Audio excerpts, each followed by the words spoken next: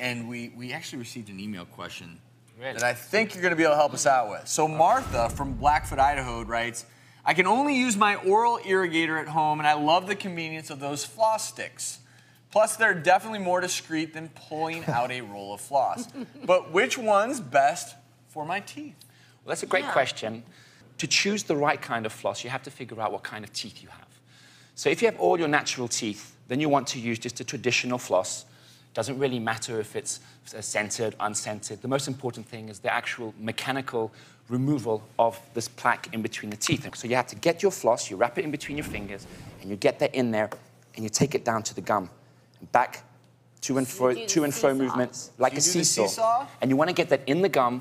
You don't want to hurt yourself. Now, a lot of my patients, they complain that when they floss, their gums bleed. And it's really important to understand that a bleeding gum is a sign of gingivitis, inflammation.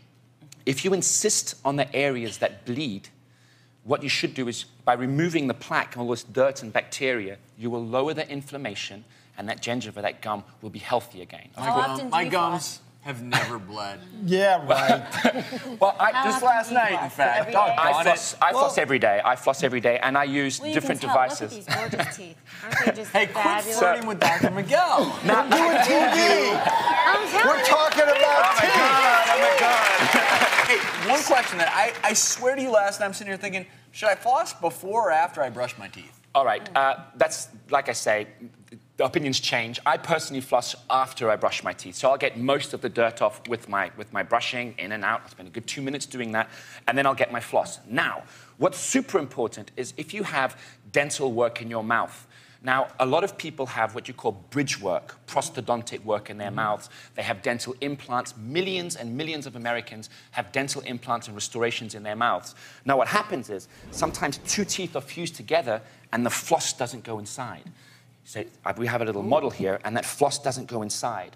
So you have to use a very specific type of floss that you feed under the structure. And we can show you how we do that here, where we can feed it under the structure, and then you floss under the bridge. And then how about some of these other devices you have over Well, there? for example, you have to understand what kind of problems you have in your mouth. If you have a larger gap, of course, more food's going to get stuck in there. And it's so annoying. You know when you're having, let's say a hamburger with a sesame bun, and you get that irritating seed that gets stuck there. Now, please stay away from toothpicks, because you can actually damage your gum. You have these interdental brushes and picks that are actually made, and they're soft, and they don't damage the gum. So if you have bridge work, dental work in your mouth, you want to choose one of these. It's like a bottleneck cleaner for bottles, and you want to get that in between your teeth, and we can show how that would work. You get that in, and to and fro movements, just like cleaning the inside of a bottle. Almost 90% of dental cavities start in between the contact point between teeth. And that's why these things are so important. So if you're traveling, if you don't really want to answer the question, you don't really want to carry your floss with you, these little sticks really help and to get that gunk out of in between the teeth. That's super important. That's a big stick. Because this is what's going to start causing decay. Right. Now, I don't know if you've ever tried, but sometimes if you haven't flossed in a while, you can take it out and you're going to find bits of debris and dirt and gunk on that. That's why they're nice and white. And if you smell it, it really can stink sometimes. Honestly, it's true. So if your floss stinks, you really want to go maybe, floss a bit more often, go to your oral hygienist and your dentist and have a checkup, because that ain't good. That may be that clam that got stuck back there when you had linguine and No, not clams. So if I brush my teeth and floss, can I eat as much candy as I want? Okay. No. But Dr. Stanley, in spite of all this good stuff, brushing, flossing, all that stuff, you do need to go see your dentist. And you go in there and you remove what can't come off. Yes. And they do something called root scaling and planing, which they take all that dirt off, and then they help you at home to do a better oral hygiene. Now, there are some things that people also have to know back at home, that if you have these bridge work or dental work in your mouth, that's very expensive stuff.